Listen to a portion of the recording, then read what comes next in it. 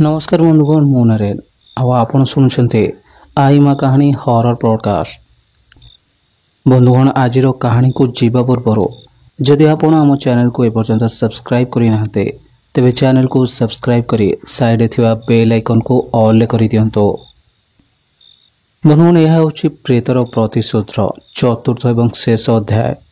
बंधुगण जदि यार पूर्व अध्याय गुड़िक आप देखी ना तेरे तार लिंक यही वीडियो डिस्क्रिप्शन एवं आई बटन में मुझे रखी सेठारु फेरिला बेले मिता को डाक्तरी चिकित्सा करने सरपंच को कही आसी जदिव से किसी लाभ हेबनी बोली मु जानी कारण एथि मध्य भूत प्रेत प्रति मोर मध्य विश्वास आसी जाइथिला। थाना को आसी सार को ए समस्त विषय कहले। मोटामोटी भाव में प्रदीप हत्या हेबा परठारु समस्त घटना भौतिक बोली मु कहबाकू चाहूथिले।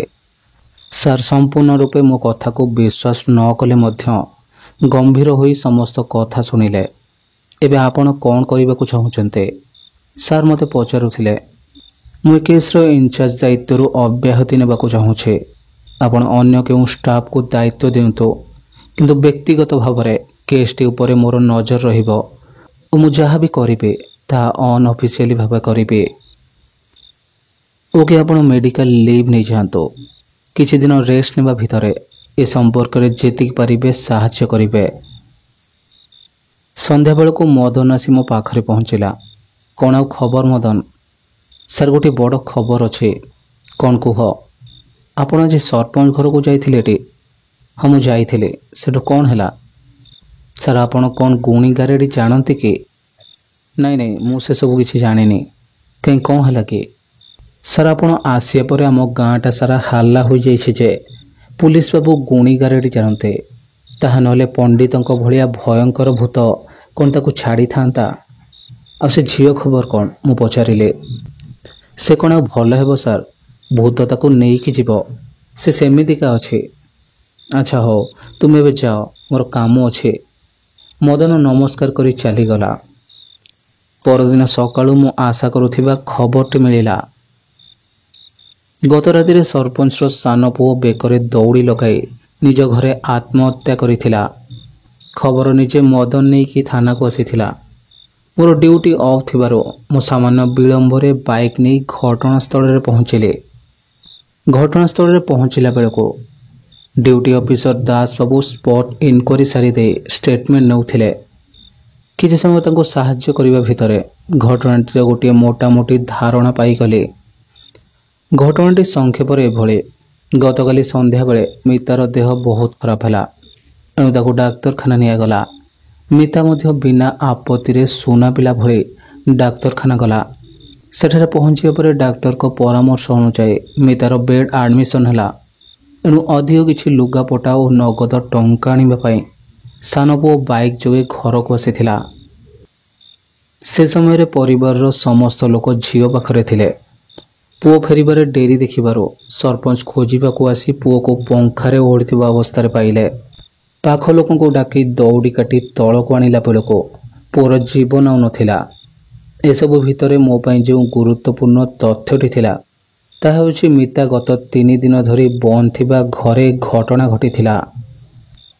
सेठारु मिता को देखिबा पई सीधा डाक्तरखाना गले। मते देखि मिता बेड रे सोईथिबा अवस्था रे हाथ जोड़िला। आपण मैंने समस्ते किसी समय बाहर को जातु मोर किसी कथा बुझीबार अच्छे। कही सारी बेड पाखरे थिबा चौकी रे बसिले। भल अच्छे आज्ञा? मु मिता को चाहे गणनाथ शर्मा को उद्देश्य पचारुथिले। मो मन भितर आउ पूर्व भली भय नथिला। मिता मुहरे मृदु हास खेलीगला। सार काली रात रे आउ गोटे को मारिदेले। मिता फुसफुस स्वर रे कहूथिला। मु जाने हेले किपरि मारिले?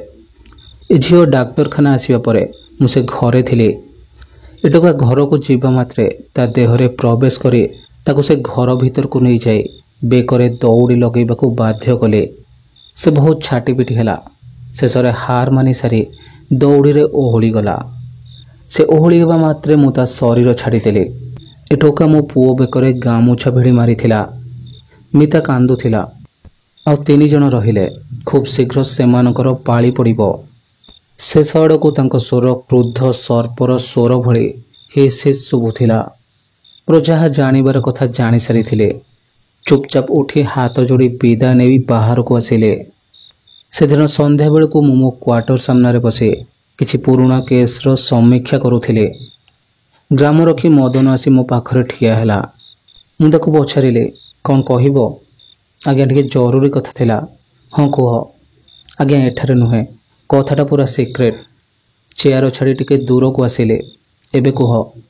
ଆଜ୍ଞା, କଥା କ'ଣ କି, ମିତା ଆଜି ଡାକ୍ତରଖାନାରୁ ଫେରି ଆସିଛି। କେତେବେଳେ? ଏଇ ସାଙ୍ଗେ ସାଙ୍ଗେ ହୁଜୁର। ସେ ଆସି ଘରେ ପହଞ୍ଚିବା ପରେ ମୁଁ ଥାନାକୁ ଆସିଲି। ଭଲ ହେଲା। ଏଇଟା କ'ଣ ଗୋଟିଏ ସିକ୍ରେଟ୍ ଖବର? ମୁଁ ସାମାନ୍ୟ ବିରକ୍ତ ହୋଇ କହିଲି, ଆଜି ରାତିରେ କାହାର ପାଳି ପଡ଼ିବ କେଜାଣି ସାର୍। ମୁଁ ଆଜି ଆଉ ଘରକୁ ଯିବିନି, ଏଇଠାରେ ରହିଯିବି। ପୋଲିସ ଡିପାର୍ଟମେଣ୍ଟରେ ରହି ଏତେ ଭୟ କ'ଣ କରୁଛ?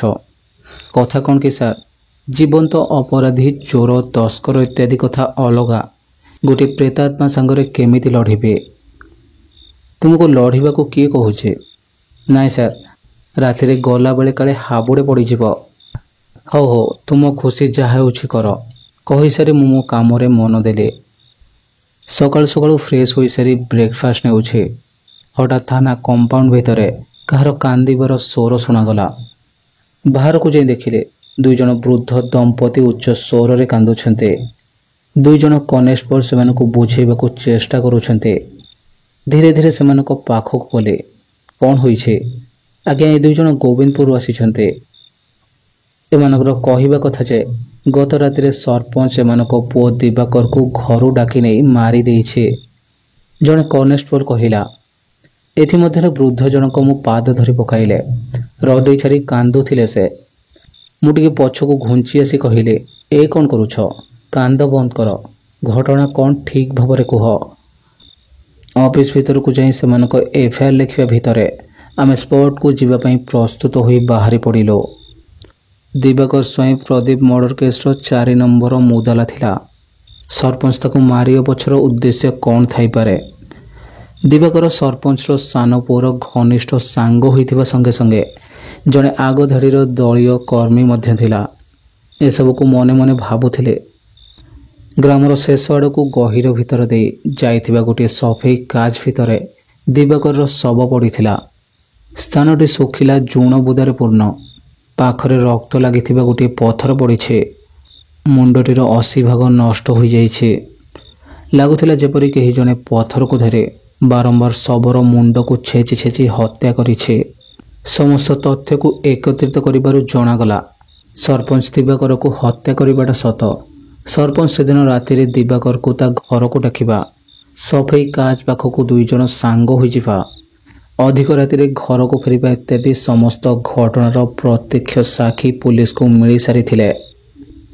ଏପରିକି ରକ୍ତ ଲାଗିଥିବା ଲୁଗା ଏବଂ ସାର୍ଟକୁ ମଧ୍ୟ ପୋଲିସ ଜବତ କରିସାରିଥିଲା।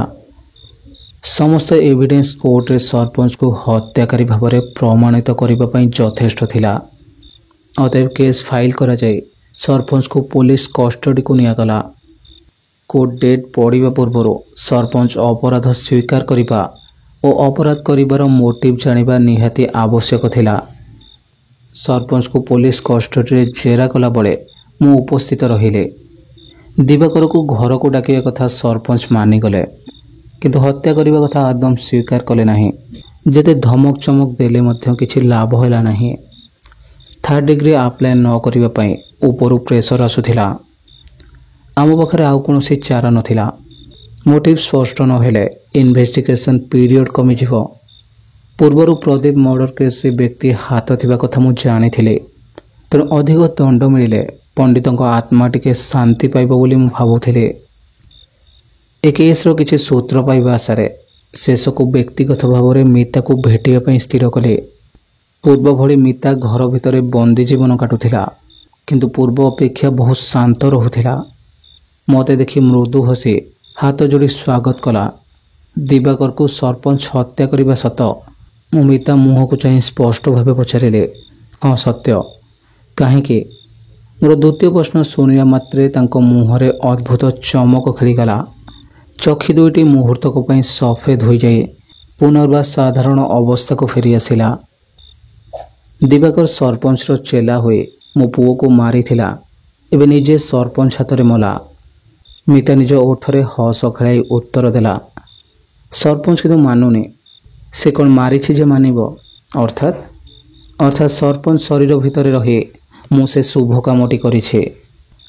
ତାର କିଛି ମନେ ନଥିବ।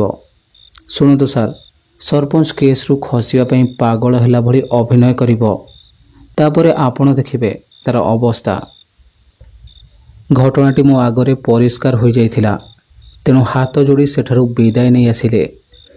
ଥାନାକୁ ଆସି ସାର୍କୁ ଦେଖା ହୋଇ ସବୁ କଥା କହିଲେ, ଏପରିକି ସରପଞ୍ଚ ପାଗଳ ଅଭିନୟ କରିବା ସମ୍ଭାବନା ବିଷୟରେ ମଧ୍ୟ। ସାର୍ ନୀରବ ହୋଇ ସବୁ ଶୁଣିସାରି କହିଲେ, ଅଲ୍ ରାଇଟ୍, ଆଗକୁ ଦେଖିବା କ'ଣ ହେଉଛି। ଆପଣ ଛୁଟିରେ ଅଛନ୍ତି, ଏବେ ରେଷ୍ଟ ନିଅନ୍ତୁ। ବାସ୍ତବିକ ତା ପରଦିନଠାରୁ ସରପଞ୍ଚ ପ୍ରଳାପ କରିବା ଆରମ୍ଭ କରିଦେଲା।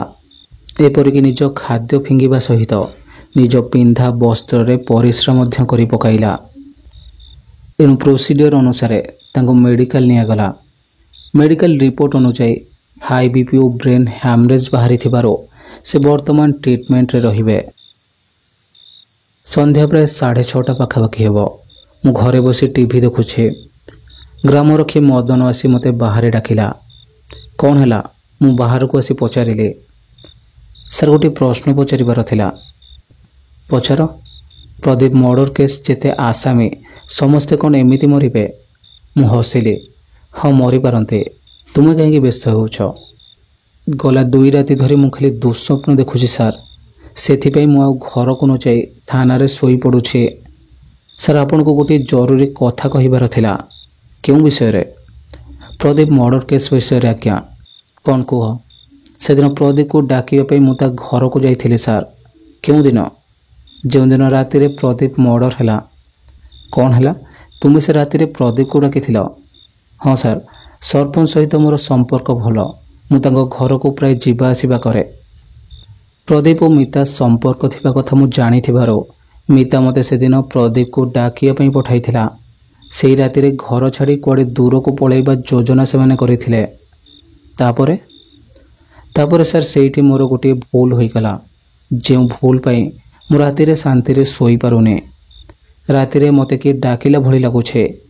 ମୋତେ ଅଜବ ପ୍ରକାରର ଶବ୍ଦ ଶୁଭୁଛି। ବେଳେବେଳେ ମୋ ମୁଣ୍ଡ ପାଖରେ ବସି କିଏ କାନ୍ଦୁଛି। ଆତ୍ମହତ୍ୟା କରିବାକୁ ମନ ହେଉଛି ସାର୍। ତୁମେ ଭୁଲ କ'ଣ କଲ? ମୁଁ କୌତୂହଳରେ ପଚାରିଲି। ଭୁଲଟା ସାର୍ କ'ଣ କଲି କି? ମିତା ଦେଇଥିବା ଖବର ବିଷୟରେ ମୁଁ ସରପଞ୍ଚକୁ କହିଦେଲି। ସବୁ ଶୁଣିସାରି ସରପଞ୍ଚ ମୋତେ ଆଉ ଗୋଟିଏ ବାଟ କହିଲେ। ମିତା ଯେଉଁ ସ୍ଥାନରେ ଅପେକ୍ଷା କରିବ ବୋଲି ମୋ ହାତରେ ଖବର ଦେଇଥିଲା, ସେ ସ୍ଥାନ ନ କହି ମୁଁ ପ୍ରଦୀପକୁ ସରପଞ୍ଚ କହିଥିବା ସ୍ଥାନ କହିଦେଲି। ଏତକ ମୁଁ ସରପଞ୍ଚ ବୁଦ୍ଧିରେ ପଡ଼ିଗଲି ସାର୍। ତୁମର ଏ ଭୁଲ ପାଇଁ 2ଟି ପରିବାର ସମ୍ପୂର୍ଣ୍ଣ ନଷ୍ଟ ହୋଇଗଲା ମଦନ। ଏକଥା ବୁଝିପାରୁଛ ତ? ମୁଁ ଚଢ଼ା ଗଳାରେ ପଚାରିଲି। ହଁ ସାର୍, ମୁଁ କେତେ ବଡ଼ ଭୁଲ କଲି ଏବେ ଜାଣିପାରୁଛି। ସେମାନେ ପିଲାଟିକୁ ମାରିଦେବେ ବୋଲି ମୋତେ ଜଣା ନଥିଲା ସାର୍। ମୋତେ ବିଶ୍ୱାସ କରନ୍ତୁ, ମୁଁ ଏବେ କ'ଣ କରିବି ସାର୍? ମୁଁ ନିର୍ବିକାର ଭାବରେ କହିଲି, ପ୍ରାୟଶ୍ଚିତ। ସାର୍, ଏଥିରୁ ବର୍ତ୍ତିବାର ବାଟ କିଛି ନାହିଁ। ନାହିଁ। ତୁମେ ହିଁ ସେ ପଞ୍ଚମ ବ୍ୟକ୍ତି ଯାହାକୁ ପୋଲିସ ଜାଣିବା ପୂର୍ବରୁ ପଣ୍ଡିତେ ଜାଣିସାରିଥିଲେ। ପଣ୍ଡିତ ଆଉ କ'ଣ କହୁଥିଲେ ଆଜ୍ଞା? ନା, ଆଉ କିଛି ନୁହେଁ। ଏବେ ତୁମେ ମୋତେ ଯେଉଁ ସବୁ କଥା କହିଲ ସେସବୁ କଥା IIC ସାର୍ଙ୍କ ଆଗରେ କୁହ। ଏହା ପରଠାରୁ ସତର୍କ ହୋଇ ଚଳିବ। ଆଜ୍ଞା କହି ମଦନ ସେଠାରୁ ଚାଲିଗଲା।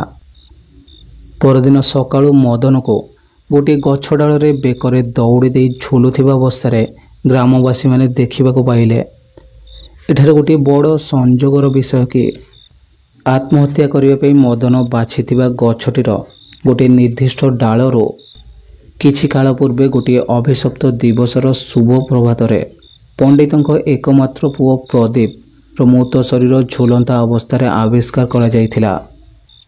ମଦନର ସ୍ତ୍ରୀର କହିବା ଅନୁସାରେ ପୁଅର ଦେହ ଖରାପ ଥିବାରୁ ମଦନ ସେଦିନ ଥାନାରେ ନ ରହି ଔଷଧ ନେଇ ଘରକୁ ଯାଇଥିଲା।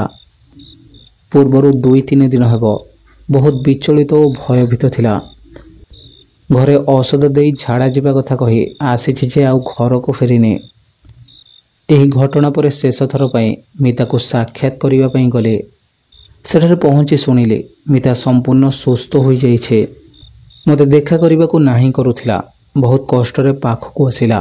ମୁଁ ମିତା ଉଦ୍ଦେଶ୍ୟରେ ପଚାରିଲି, ଭଲ ଅଛନ୍ତି ଆଜ୍ଞା? ମିତା ସମ୍ପୂର୍ଣ୍ଣ ନିରୁତ୍ତର ରହିଲା। କାଳୀପ୍ରସାଦ ମୋ ହାତରେ ଆପଣଙ୍କ ପାଇଁ ଖବର ଦେଇଛନ୍ତି। ପଣ୍ଡିତଙ୍କ ପ୍ରେତ ଉପସ୍ଥିତି ବିଷୟରେ ନିଶ୍ଚିତ ହେବା ଲାଗି ମୁଁ ମିଛ କହିଲି। କେଉଁ କାଳୀପ୍ରସାଦ? ମିତା ଆଶ୍ଚର୍ଯ୍ୟ ହୋଇ ପ୍ରଶ୍ନ କଲା। ମୁଁ ଜାଣିଲି ଏଠାରେ କାମ ଶେଷ କରି ପଣ୍ଡିତ ବିଦାୟ ନେଇସାରିଛନ୍ତି। ଅତଏବ ଚୁପଚାପ ଥାନାକୁ ଫେରିଲେ। ଇତିମଧ୍ୟରେ ପ୍ରାୟ 2 ବର୍ଷ ବିତି ଯାଇଛି। ପ୍ରତିଭା ହତ୍ୟାକାରୀର 4 ଜଣ ଅଭିଯୁକ୍ତ ମୃତ ଓ ଜଣେ ପାଗଳ ହେତୁ ଫାଇଲ ବନ୍ଦ ହୋଇସାରିଛି। ସରପଞ୍ଚ ଏବେ ପାଗଳଖାନାରେ ସ୍ଥାୟୀ ରୂପରେ ବାସ କରୁଛନ୍ତି। ଈଶ୍ୱରଙ୍କ କୃପାରୁ ମୁଁ ଗୋଟିଏ ପୁତ୍ରର ଜନକ ହେବାର ସୌଭାଗ୍ୟ ଲାଭ କରିଛି। ଆସନ୍ତାକାଲି ମୋ ପୁତ୍ର ଦେବୀ ପ୍ରସାଦର ଜନ୍ମଦିନ। ହିନ୍ଦୁ ରୀତିନୀତି ଅନୁସାରେ ପୁଅର ଜନ୍ମଦିନ ପୂଜାଟି ପାଳନ କରିବା ପାଇଁ ଗାଁର ମୋ ପରିବାରକୁ ଏଠାକୁ ଡାକି ଆଣିଛି। ପରଦିନ ପ୍ରଭାତରୁ ସମସ୍ତେ ଜନ୍ମଦିନ ପୂଜା ଆୟୋଜନରେ ବ୍ୟସ୍ତ ଥିଲେ। ମୁଁ ବାହାରେ ଏପଟ ସେପଟ ହେଉଥିଲା ବେଳେ ଜଣେ ଧୋତି ପଞ୍ଜାବୀ ପରିହିତ ବ୍ୟକ୍ତି ମୋ ଆଡ଼କୁ ଆସିବାର ଦେଖିଲେ।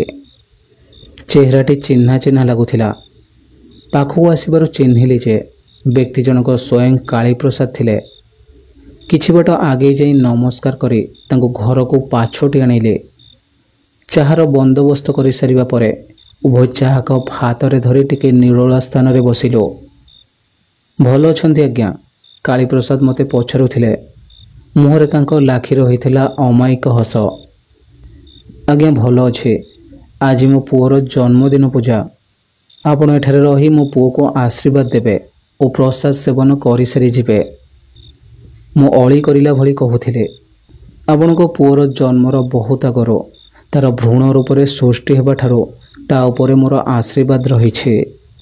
ଠିକ୍ ଅଛି, ଆପଣଙ୍କ ପୁଅକୁ ଏଠାକୁ ଆଣନ୍ତୁ। ମୁଁ ଆଶୀର୍ବାଦ କରି ଚାଲିଯିବି, କିନ୍ତୁ କିଛି ଦର୍ଶନୀ ପାଉଣା ଦେଇପାରିବିନି। ଆମେ ତ ବାବାଜୀ ଲୋକ। ନାଇଁ ଆଜ୍ଞା, ସେସବୁ କିଛି ଆବଶ୍ୟକତା ନାହିଁ। କହିସାରି ପୁଅକୁ ଆଣିବାକୁ ଗଲି।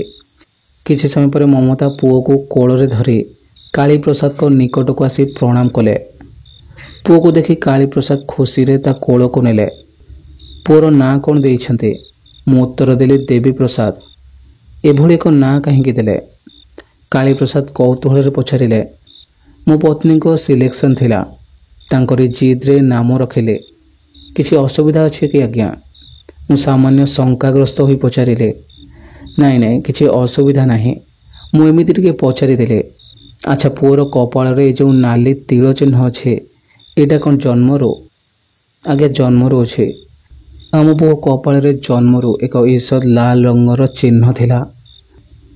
କାଳୀପ୍ରସାଦ ଆଉ କିଛି ନ କହି ନିଜ ପକେଟରୁ ଏକ ପୁଡ଼ିଆ ବାହାର କରି ତା ମଧ୍ୟରୁ ଘିଅ ମିଶ୍ରିତ ଅଧତରଳ ସିନ୍ଦୁର ଟିକେ ନିଜ ଟିପରେ ନେଇ ପୁଅର ଠିକ୍ ସେହି ତିଳ ଚିହ୍ନ ଉପରେ ଲଗାଇଦେଲେ।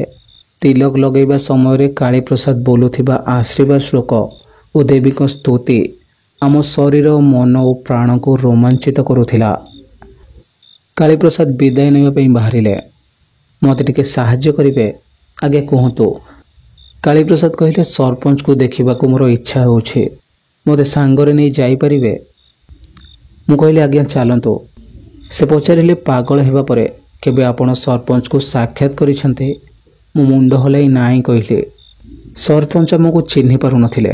ଆମେ ଯାହା ବି ପ୍ରଶ୍ନ କରୁଥିଲୁ ସବୁର ଗୋଟିଏ ଓଲଟା ପ୍ରଶ୍ନର ଉତ୍ତର ଆକାରରେ ଶୁଣୁଥିଲେ। ଗୋଟିଏ ବାକ୍ୟ ହିଁ ସର୍ବଦା ସେ ଘୋଷି ହେଉଥିଲେ। ବାକ୍ୟଟି ଥିଲା, ତୁମେ ମୋ ପୁଅ ପ୍ରଦୀପକୁ ଦେଖିଛ? ସରପଞ୍ଚଙ୍କର ଏ ଅବସ୍ଥାକୁ ମୁଁ ହତବାକ୍ ହୋଇ ଦେଖୁଥିଲି। ଚାଲନ୍ତୁ ଏବେ ଫେରିଯିବା। କାଳୀପ୍ରସାଦଙ୍କ ଡାକିବାରେ ମୋ ଧ୍ୟାନ ଭଙ୍ଗ ହେଲା। ସେଠାରୁ ଫେରିବା ପରେ ଯେତେ ବାଧ୍ୟ କଲେ ବି କାଳୀପ୍ରସାଦ ମୋ ସାଙ୍ଗରେ ଘରକୁ ଆସିବାକୁ ମନା କଲେ। ଅତଏବ ତାଙ୍କ ଅନୁରୋଧ ରକ୍ଷା କରି ବସ୍ଷ୍ଟାଣ୍ଡରେ ତାଙ୍କୁ ବସ୍ରେ ବସାଇଲେ। ଏଠାରୁ ତାଙ୍କର ଗନ୍ତବ୍ୟସ୍ଥଳ ଥିଲା ହିମାଳୟର ଗଙ୍ଗୋତ୍ରୀ।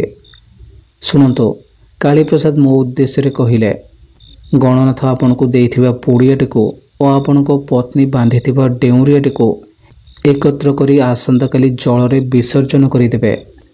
ଆଜ୍ଞା, ପଣ୍ଡିତ ଗଣନାଥ ଶର୍ମା ଏବେ କେଉଁଠି?